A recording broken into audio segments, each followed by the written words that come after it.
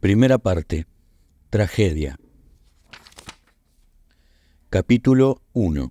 La historia del guerrero. Rodolfo Galimberti y Jorge Luis Borges son parientes. Uno de sus antepasados en común fue el guerrero de la independencia Manuel Isidoro Suárez. Nació en 1799. A los 15 años fue cadete del regimiento Granaderos a Caballo. Cruzó los Andes en el ejército de General San Martín, se batió en las batallas de Chacabuco y Maipú y sobrevivió a la derrota de Cancha Rayada. A pesar de su juventud, lo comisionaron para perseguir al presidente de Chile, a quien arrestó al tomar por asalto el bergantín español Águila. Por esa hazaña lo ascendieron a teniente. Su carrera militar siguió en el Alto Perú. En 1824 estudió bajo las órdenes de Simón Bolívar. Al cabo de 2 años, acusado de una conspiración, fue desterrado a Chile, donde vivió durante 1 año. Luego, la guerra contra el Brasil lo llevó otra vez al combate. A estas conclusiones llegó don Ernesto Enrique Galimberti Merlo en 1983, después de años de trabajo y estudio. Luego de alcanzar su jubilación en el Banco de Londres, al que sirvió durante casi medio siglo, dedicó el resto de su vida a reconstruir la genealogía de su apellido por vía materna, Merlo. Buscaba cumplir con un pedido de su tía abuela, María Paula Merlo de Fidalgo, que deseaba probar ante el Ministerio de Marina que era nieta del almirante Hipólito Bouchard y que por lo tanto le correspondía percibir la pensión como familiar de un guerrero de la independencia. Ernesto Galimberti se internó en archivos nacionales, eclesiásticos y parroquiales. Indagó en las bibliotecas de la Marina, el Centro Naval del Jockey Club y distintas universidades. Se contactó con historiadores, leyó libros de heráldica, estudió la grafía de la época colonial.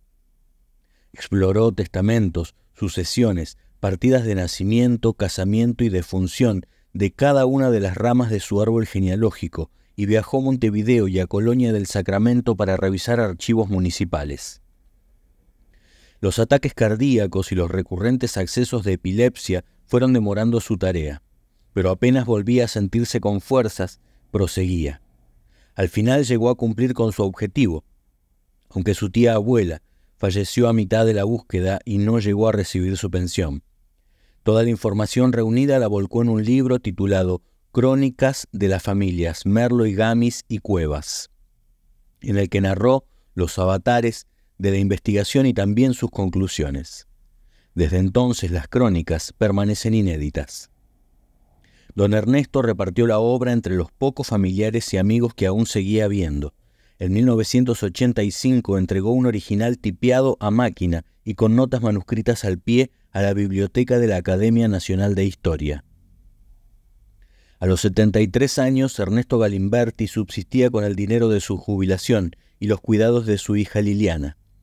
Vivía en un complejo de viviendas de Villa Celina, al borde de la ciudad de Buenos Aires.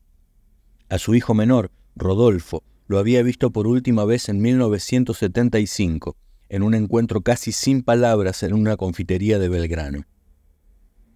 Desde entonces, y aunque no lo mencionara, buscaba noticias suyas a través de los diarios y vivía pendiente de un llamado telefónico. Murió el 18 de julio de 1987 sin llegar a despedirse. Don Ernesto Galimberti había sido el primer instructor de su hijo Rodolfo. A las 7 de la mañana de los domingos entraba a su habitación y levantaba las persianas al grito de «Diana, Diana». Después, en el fondo de la casa, le acomodaba entre las manos una pistolita belga FN pavonada para que hiciera blanco sobre una chapa oxidada que colgaba de un árbol. Probaban puntería desde distintas posiciones. A los 5 años Rodolfo aprendió a mantener el cuerpo rígido para soportar la presión del disparo, a cargar y disparar el arma y luego limpiarla y guardarla hasta la clase siguiente. La madre de Rodolfo Galimberti se llamaba Arminda Castellucci. Don Ernesto la conoció a principios de la década del 30 en la misa de los domingos de la iglesia Santa María Goretti del barrio Mijanovich en Flores Sur. El noviazgo fue inmediato. Él ya era cadete de la Escuela Naval Militar. Ella estudiaba piano y francés. Sus familias de origen habían ido perdiendo posición económica durante la depresión de aquellos años. El padre de Ernesto, Enrique Galimberti, fue dibujante de arquitectura y tenía auto. Murió de cáncer en 1933 a los 45 años. El padre de Arminda, Antonio Castellucci, era italiano, pero fue criado en Múnich y llegó a la Argentina a los 18. Se asentó en Olivos, donde abrió un negocio de importación de cueros y hebillas de strass para zapatos que le compraba la aristocracia porteña de fines del siglo XIX. Murió en 1926 dejando una fortuna que sus descendientes fueron dilapidando. En su adolescencia, Ernesto Galimberti vivió bajo la protección de su madre, doña Carmen Merlo Rojas. De ella tomó el gusto por la lectura, el aprecio por los abonos al palco del Teatro Colón, la fascinación por las conferencias de filósofos italianos que visitaban la Argentina. A ella le anunció de un momento a otro su decisión de abandonar la carrera en la Armada, estaba en 4º año, para casarse con Arminda. Su madre no podía creerlo. Arrastraba a la futura nuera a rezar novenas a la iglesia para que su hijo continuara los estudios en la escuela naval. Dios no le hizo caso. La voluntad de Ernesto fue tan indeclinable entonces como lo sería luego su deseo de escarbar en la genealogía familiar. El 13 de noviembre de 1937, a los 23 años, se casó con Arminda Castellucci, de 22, en la capilla del Santo Cristo de la Abadía de Santo Benito de Luis María Campos en Belgrano, y dejó la Armada. A la semana, por la intermediación de una familia amiga de su madre, ya había conseguido empleo en la Casa Central del Banco de Londres. En mérito a su afinidad con las matemáticas, lo derivaron a la sección Cuentas Corrientes. Durante los primeros años, el matrimonio Galimberti-Castellucci vivió en una casa de 2 plantas situada en Cuba y Republiquetas. Al hogar se habían sumado la madre de Arminda y también sus hijos Clotilde, Dori y Mario. En la creencia de que implicaría un mejor entendimiento en la vida familiar, Ernesto inició una constante búsqueda de viviendas más espaciosas. A lo largo de 10 años se mudó de un lado al otro, siempre alrededor de Belgrano. Del primer domicilio pasaron a un amplio departamento de Avenida del Libertador y Olleros, frente a la estación de trenes del Golf, hoy Lisandro de la Torre. Allí nacieron los primeros hijos del matrimonio, Hugo Guido, el 14 de abril de 1941, y Liliana, 1 año y medio más tarde. Pero las mudanzas no terminaron. Después vinieron en una casa ubicada en la calle Vuelta de Obligado, hasta que por fin Ernesto consiguió un departamento en la avenida Cabildo al 270, frente a la iglesia castrense. Lo dividió en 2 y ganó mayor privacidad para su esposa y sus hijos.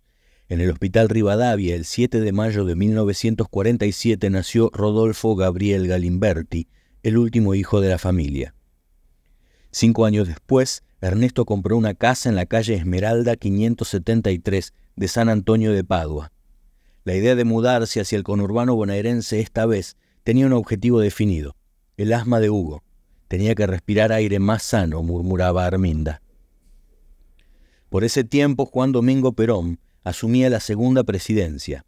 Evita participó de la ceremonia como pudo. El cáncer la estaba destruyendo. Llevaba muletas debajo de su tapado para saludar de pie al pueblo desde un Packard convertible negro. Agonizaba. Cuando empezó primer grado inferior en el Colegio San Antonio, Rodolfo Galimberti ya era un experto en el manejo de la pistola. Un tiempo después, su padre lo hizo practicar con un rifle calibre 22. En el colegio, que pertenecía a la iglesia, Galimberti solo pudo cursar 2 años, primer grado inferior y superior. El padre Antonio Arroyo, oriundo de Catamarca, director de la escuela, rechazó la inscripción a segundo. Fue por una pelea, una de las tantas en las que se involucró Rodolfo durante el año escolar, pero hubo un factor determinante: fue el propio cura quien recibió sus golpes.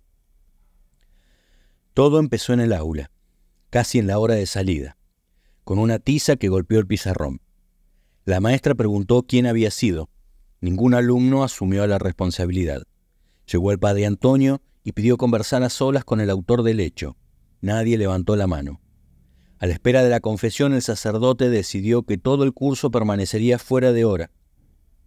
Al mediodía las panzas hacían ruido. «Dale, hablá si nos vamos todos», le susurró Galimberti al que tiró la tiza. El chico se mantuvo en silencio y apenas le devolvió la mirada. Los compañeritos prometían venganza a la salida. Después de un largo rato, el padre liberó la puerta. Los alumnos fueron saliendo de a poco para marchar a sus casas. Pero Galimberti mantuvo su ánimo justiciero. Creyó que el otro no podía llevárselo gratis y empezó a pegarle. Cuando apareció el cura a zamarrearlos y poner orden, Galimberti le estrelló un puño en la cara. En la escuela, Rodolfo era un niño violento. Su hermana Liliana, que por la mañana le lavaba la cara, lo peinaba la gomina y se ocupaba de retirarlo al mediodía, siempre lo encontraba en medio de alguna pelea. Nunca intentaba separarlo para no resultar lastimada. Dejaba que luchara hasta agotar su furia. Después le acomodaba el uniforme y lo llevaba a casa. Por la noche, Rodolfo, Hugo y Liliana debían rendirle cuentas a su padre. Don Ernesto, que volvía a última hora de la tarde en el ferrocarril San Martín, pasaba revista de la jornada. Lo formaba de mayor a menor, revisaba la higiene de las uñas y empezaba a preguntarles por la evolución de sus estudios y las dificultades que presentaban las asignaturas. Controlaba que hubieran completado los deberes para el día siguiente. Si Arminda informaba de un mal comportamiento, don Ernesto mandaba al responsable al cuarto en señal de castigo. Rodolfo siempre llevaba la peor parte, porque discutía. Pocas veces doña Arminda se animaba a contradecir o a atenuar las órdenes de su marido. Cumplía con las tareas de la casa casi siempre en silencio, como si siguiera a distancia la vida cotidiana de la familia. Aunque gentil y cariñosa en el trato con sus hijos, mantenía a resguardo sus sentimientos. Era lo más parecido a una institutriz extranjera. Pasaba buena parte de la tarde leyendo literatura clásica en su dormitorio de cortinas de terciopelo colorado, bajo un retrato del general Perón. Sus ojos celestes tenían una profundidad insondable. Mientras las clases medias progresaban con el gobierno peronista, los Galimberti no habían podido mantenerse en la posición de origen. Ernesto no tuvo un auto sino hasta bien avanzada la década del 60.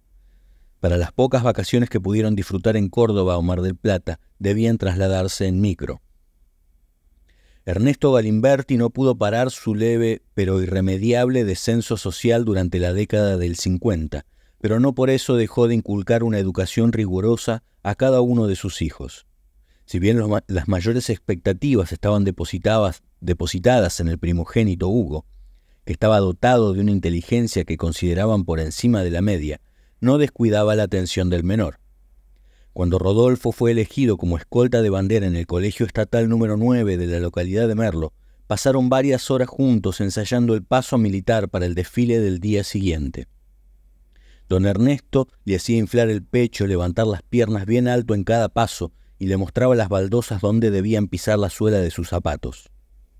El padre de Rodolfo Galimberti era un peronista nacionalista. Entendía que la línea histórica de la nación que se forjó con el gobierno de Juan Manuel de Rosas se había interrumpido en la batalla de Caseros de 1852. Consideraba a Domingo Faustino Sarmiento y Bartolomé Mitre como personajes nefastos para el destino de la patria y sentía que las mismas críticas que la historiografía liberal hizo pesar sobre Rosas las sufría en carne propia el general Perón de parte de la oposición política de su gobierno, la Contra. Por eso aspiraba a que con la completa literatura que acumulaba en su biblioteca, Rosas, los caudillos y las montoneras del siglo XIX, sus hijos alcanzaran una reconstrucción integral del pasado histórico. Perón era un tema habitual en las conversaciones diarias y no pocas veces fue motivo de discusiones, en especial con Arminda, que se reconocía peronista, pero también era católica practicante. A fines de 1954, el enfrentamiento de Perón con la comunidad eclesiástica la puso frente a un dilema. El gobierno promulgó la ley de divorcio, reconoció los derechos de los hijos ilegítimos, legalizó la prostitución y prohibió los actos religiosos públicos. En las concentraciones de la CGT y el movimiento justicialista se leían carteles con la inscripción «Ni curas ni marxistas, peronistas». En mayo de 1955 el Congreso aprobó la ley que abolía la enseñanza religiosa en las escuelas públicas, que la jerarquía eclesiástica consideraba vital para su misión espiritual, y decidió anular la exención de impuestos a la propiedad de la Iglesia, que la afectaba desde un sentido material. El conflicto se profundizó al punto que la procesión de Corpus Christi del 11 de junio se transformó en una movilización antiperonista de más de 100.000 manifestantes. Durante toda esa semana se investigó si habían sido los fieles católicos quienes quemaron una bandera argentina. El gobierno deportó 2 obispos a Roma acusándolos por actividades subversivas. El Vaticano reaccionó con un decreto que excomulgaba a quienes ordenaron la medida. La mañana del 16 de junio de 1955, el ambiente político estaba convulsionado. Se intentaba dilucidar si la orden de excomunión alcanzaba al propio presidente cuando cayeron las bombas. La Armada, que desde hacía meses tramaba un golpe de Estado, se propuso asesinar al general Perón y tomar la Casa Rosada con comandos civiles e infantes de marina. Durante varias horas fue bombardeada la Plaza de Mayo y sus alrededores. Un trolebús que avanzaba por Paseo Colón recibió un impacto y estalló en llamas. Los pasajeros murieron carbonizados. Ese mediodía Ernesto Galimberti escuchó el ruido de las explosiones desde el Banco de Londres, ubicado en Bartolomé Mitre y Reconquista, a poco menos de 150 metros del epicentro del bombardeo. Se fue a las corridas para San Antonio de Padua en las primeras horas de la tarde. Su esposa y sus hijos Liliana y Rodolfo estaban conmovidos escuchando las noticias por una radio RCA Víctor que funcionaba a válvula. Pero Hugo no estaba. Tenía 14 años y estudiaba en el Colegio Marista de Morón, una institución católica. Ernesto fue a buscarlo. Le contaron que después del mediodía la ultraderechista Alianza Libertadora Nacionalista había cargado estudiantes en camionetas para ir a Plaza de Mayo a defender al gobierno. Hugo se había subido a una de ellas. Ernesto volvió al centro de Buenos Aires para buscarlo. La plaza estaba arrasada. Había centenares de muertos dispersos sobre el asfalto y bajo una lluvia fina y persistente. Buscó entre los cuerpos a su hijo, pero no lo encontró.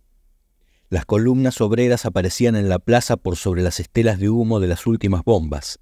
Al atardecer, Perón anunció que el levantamiento había sido sofocado. Más tarde, un grupo empezó a incendiar la catedral. Saquearon los altares y sacristías.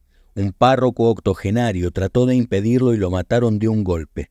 Hacia el fin de la noche, más de una docena de iglesias de Buenos Aires habían sido arrasadas por el fuego, sin que la policía ni los bomberos hicieran nada para evitarlo. Ernesto y su hijo Hugo llegaron a San Antonio de Padua, cada uno por su lado, de madrugada. Unas horas después, Arminda se despertó indignada con su marido.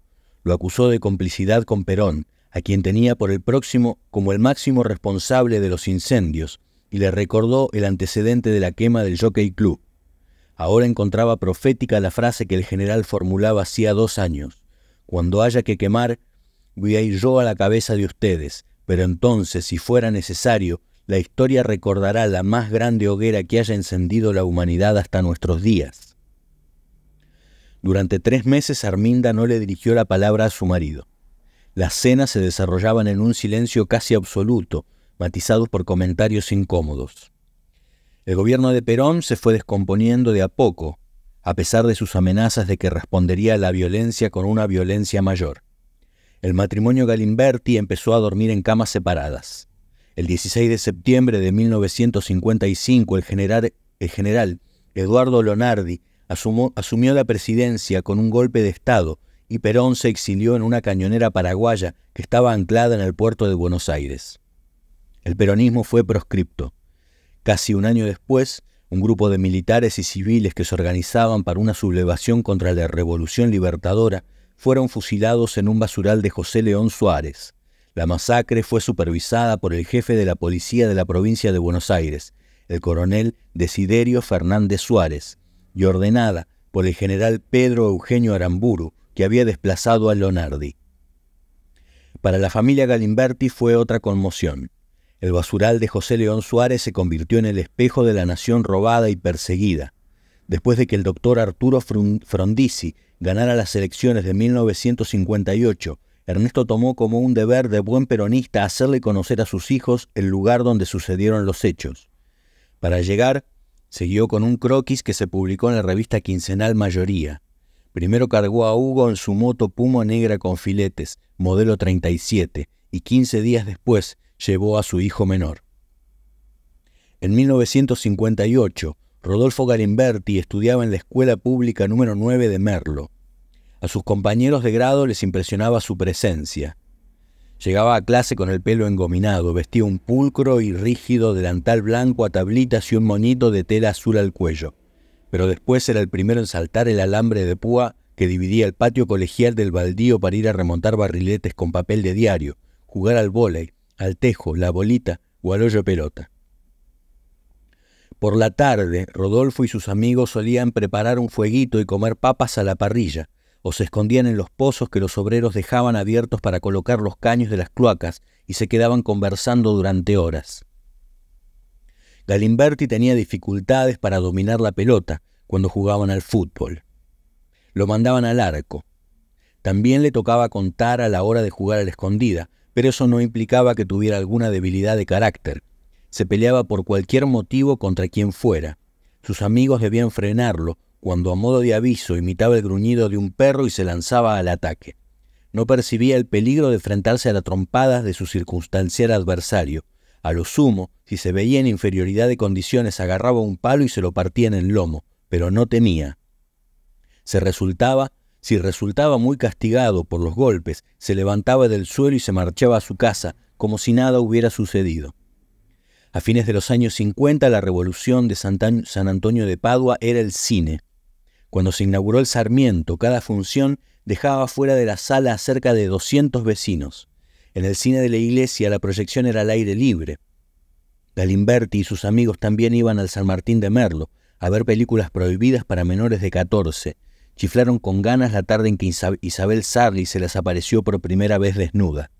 Se conmovían con la llegada del circo de los hermanos Rivero, que acampó durante varias semanas en la esquina de Noguera y Chaco, y nada los emocionaba tanto como acomodarse en el comedor de la casa de Luis Grancela, el primero que tuvo televisor, para ver el Cisco Kid y el Llanero Solitario, mientras la mamá les preparaba la leche.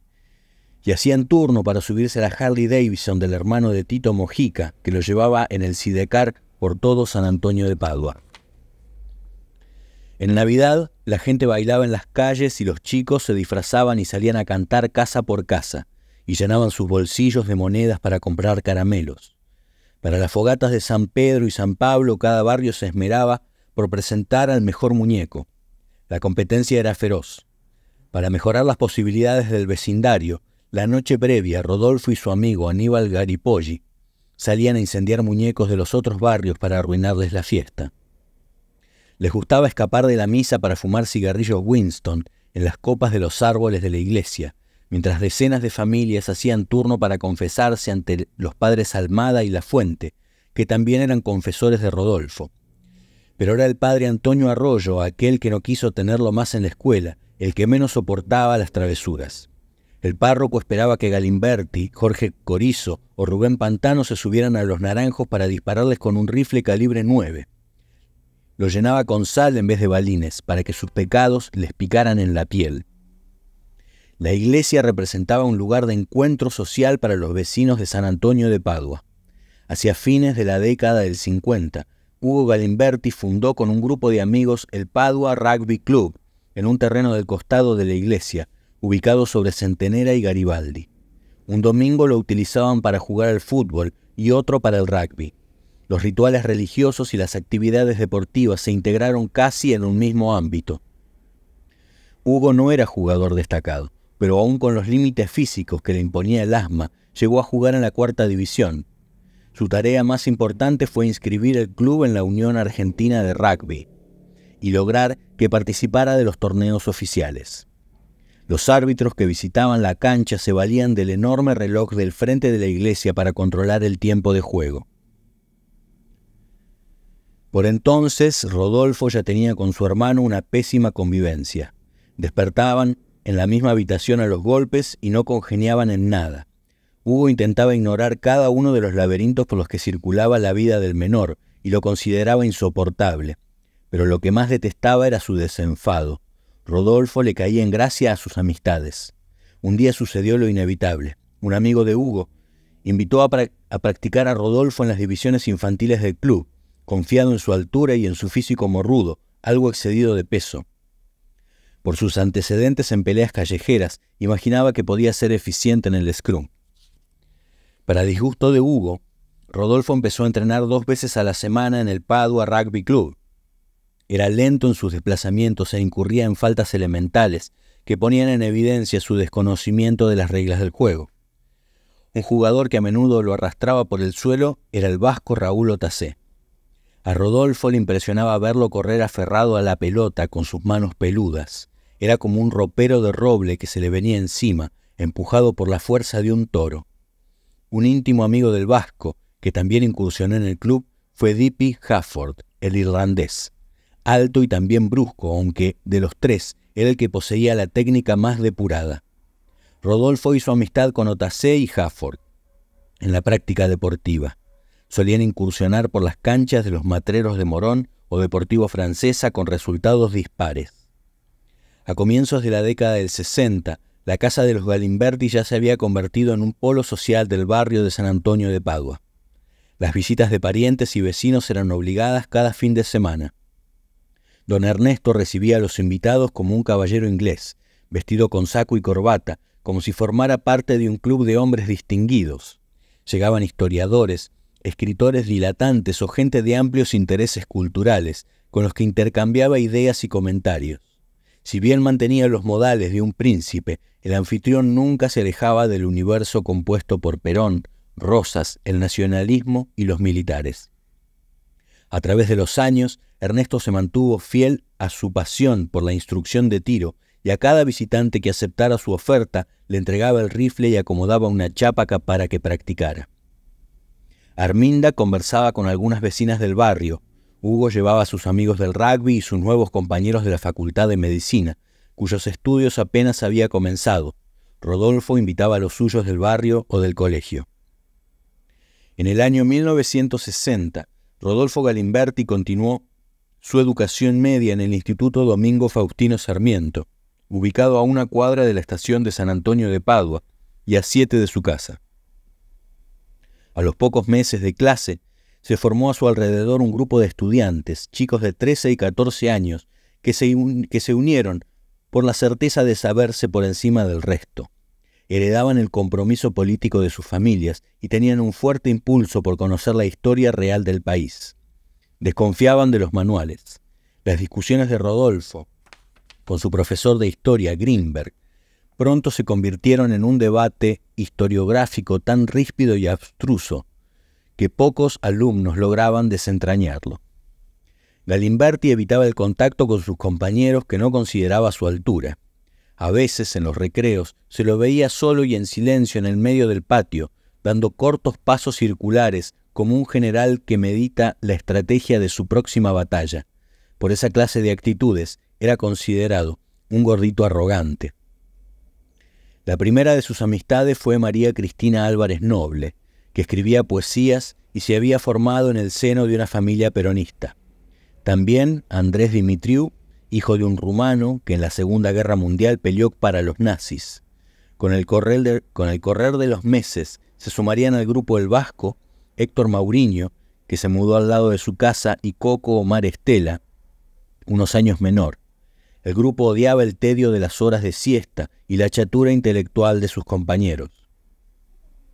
Pero todo su entusiasmo por las discusiones, las líneas de continuidad entre Rosas y Perón, las lecturas de la Divina Comedia de Dante Alighieri y el mundo que tenía en su cabeza a los 14 años, Galimberti necesitaba ponerlo en acción. Por intermedio de un amigo de su hermano, Augusto Pérez Lindo, que había militado en la Unión Nacional de Estudiantes Secundarios, tuvo su primer contacto con el movimiento nacional Tacuara, de la zona oeste. Su primer jefe fue el Gordo Naya, de 40 años, ex candidato a intendente de Morón, que manejaba un grupo que vinculaba el pensamiento con la acción directa. En nada se parecía a aquellos tacuaristas de colegios católicos que en 1958 desafiaron la enseñanza laica. Parecía un hombre con algún contacto en el servicio de inteligencia del ejército, pero era en esencia un nacionalista activo. El ámbito de actividad era su casa de remates. Allí coordinaba un grupo de choque de 10 o 15 personas de edades e ideas heterogéneas. Una alquimia donde se juntaban quienes peleaban por la imposición de un orden nazi-fascista, la reivindicación de la protesta sindical y también algunos militares retirados que proponían el golpe de Estado para legalizar al peronismo. Galimberti se sumó al grupo con Otacé y Lippi Hafford. Eran los tres duros del rugby de Padua. Para tres adolescentes como ellos, que empezaban a vivir con resentimiento de la proscripción del peronismo y buscaban referencias más allá de la formación familiar prusiana o las misas del padre Arroyo, ir a una cita al ámbito de Naya significaba encontrar la posibilidad de pelear contra algo. El mundo no era solo el que mostraban en la escuela. A los 14 años, Galimberti se armó de cachiporras y manoplas. Empezó a seguir al grupo de Naya donde fuera. En 1961, pisó por primera vez un sindicato, el que lideraba el metalúrgico Abdallah Baluch en La Matanza, que se oponía a la línea de su par, Augusto Bandor.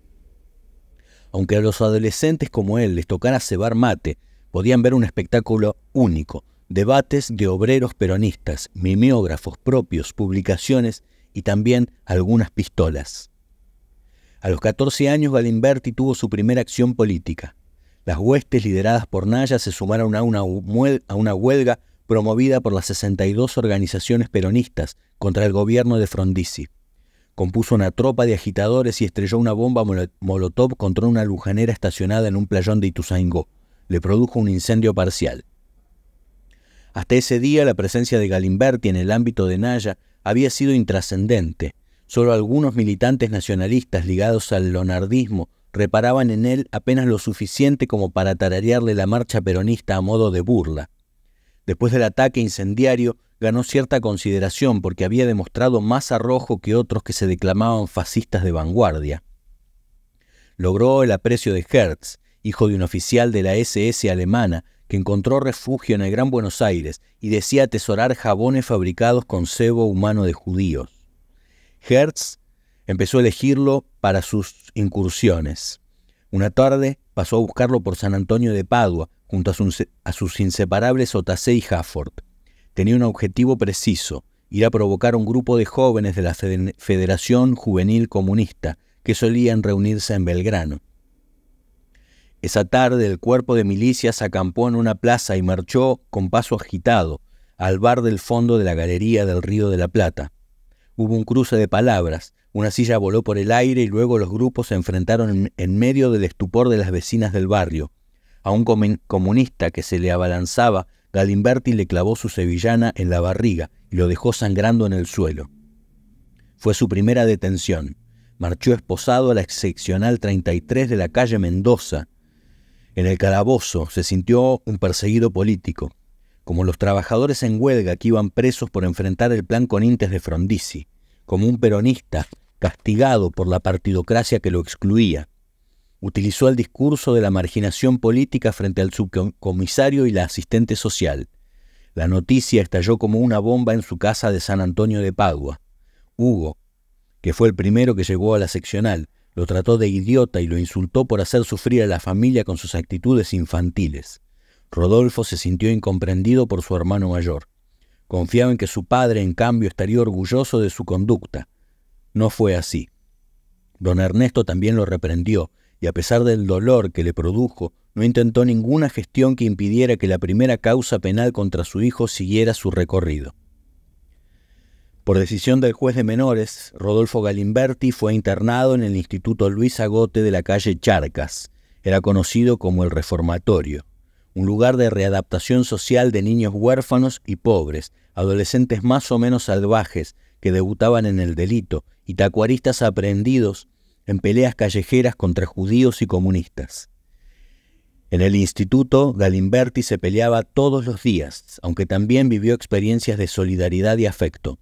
Los dramas familiares y el padecimiento del resto eran mucho peores que el suyo. Se sintió avergonzado por no tener nada terrible para contar de su vida. Escuchó historias protagonizadas por adolescentes que parecían mitad monstruos y mitad humanos. pero no entendió por qué uno que había quemado vivo a su hermano lloró cuando le arrancó una uña de cuajo en una pelea.